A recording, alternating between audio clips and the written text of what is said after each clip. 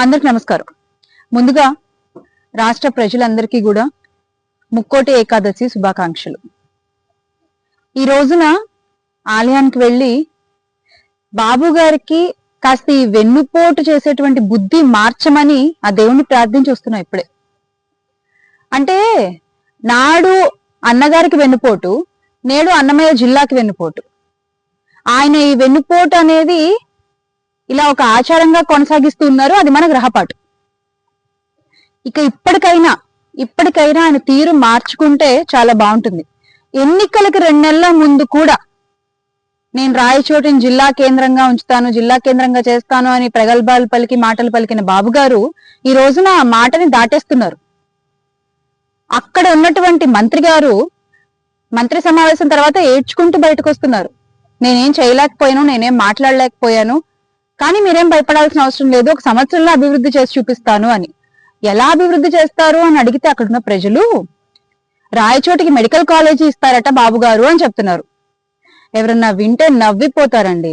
పులివెందుల్లో ఉన్న medical college అమ్మకానికి పెట్టి రాయచోటికి మెడికల్ కాలేజ్ ఇస్తారని బాబు గారు చెప్పడం, మీరు నమ్మడం, అది మళ్ళీ మీరు వచ్చి ప్రజలకు చెప్పడం. అంటే ఎలా ఉందంటే ఇది ఏదో మాట చెప్తూ ఉంటారు కదా, వినేవాళ్ళు వెర్రివాళ్ళు అయితే చెప్పాయని చంద్రబాబు అని. ఇంకెన్నాళ్ళు మోసం చేస్తారు మీ అబద్ధపు మాటలతో, మీ కవరప్పులతో, మీ వెన్నుపోట్లతో. అసలు ఒకసారి రాయచోటి మ్యాప్ తీసుకుంటే గనక పీలేరు రాయచోటికి 50 కిలోమీటర్లు, గాలివీడు రాయచోటికి 30 కిలోమీటర్లు, అలాగే ఎల్లార్పల్లి అంటే మండల హద్దు గురించి మాట్లాడుతున్నాను, అది రాయచోటికి 25 కిలోమీటర్ల దూరంలో ఉంది. మదనపల్లి రాయచోటికి 80 కిలోమీటర్లు, గువ్వల చెరువు రాయచోటికి 30 కిలోమీటర్లు. ఇలా ఎటు చూసినా కూడా సెంటర్ లో అయితే రాయచోటి ఉంది.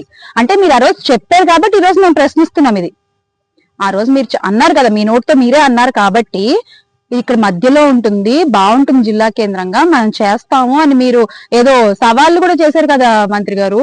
మీసం తీసేస్తాను తొడగొట్టారు ఆ రోజు. మరి ఈ రోజు కళ్ళనీళ్ళు పెట్టుకుంటారేంటి?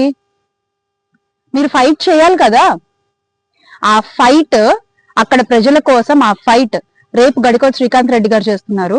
ఆయన చేసేటువంటి ఈ యొక్క ర్యాలీ విజయవంతం అవ్వాలి, అక్కడ ప్రజలకు న్యాయం జరగాలి అని మనస్ఫూర్తిగా కోరుకుంటున్నాను.